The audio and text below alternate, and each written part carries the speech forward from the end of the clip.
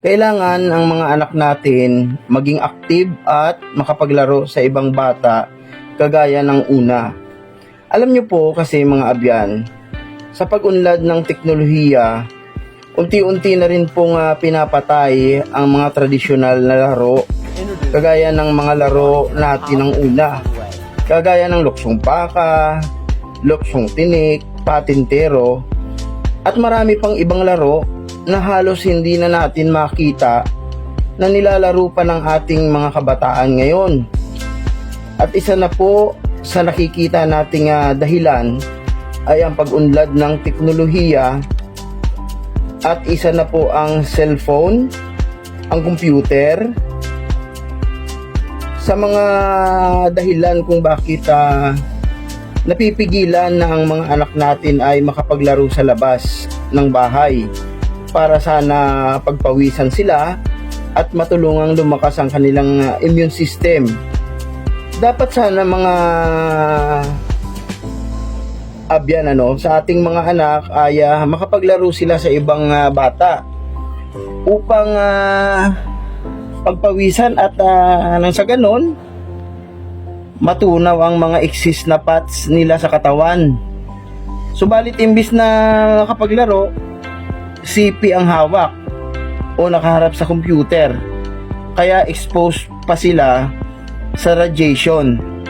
So siguro mga abyan may advice natin sa mga kapwa natin, mga magulang dyan, yung mga abyan natin na mga magulang dyan, na gawin natin ang paraan na makapaglaro sila sa labas ng bahay sa ibang mga bata, at nang sa ganon mga abyan ay pagpawisan sila at maging active yung kanilang mga katawan, at nang sa mga darating na panahon ay hindi po sila sakitin.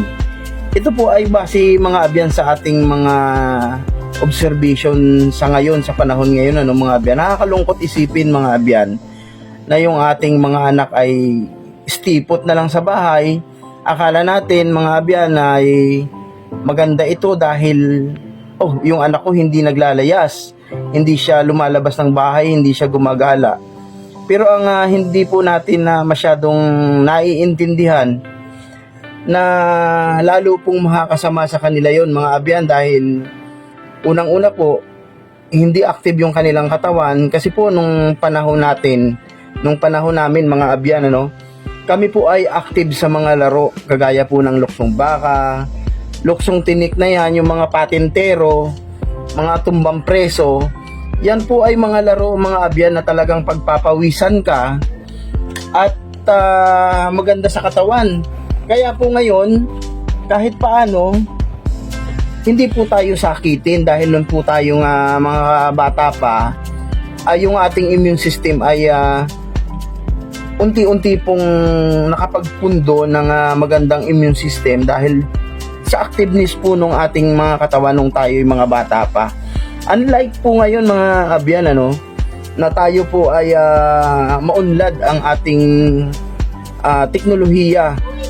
Ang mga anak natin ay halos ayaw nang lumabas ng bahay, basta't may hawak na cellphone, okay na po sila, nakaharap po sila sa TV.